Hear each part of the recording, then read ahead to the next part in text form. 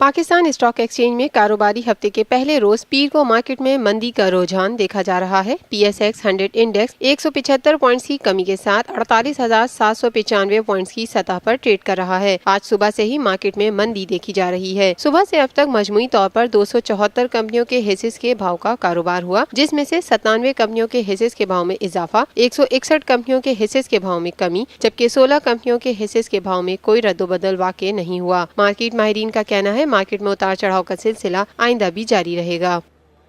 ये है TNN TV। देखते रहिए ताज़ा तरीन खबरें और एक्सक्लूसिव रिपोर्ट्स।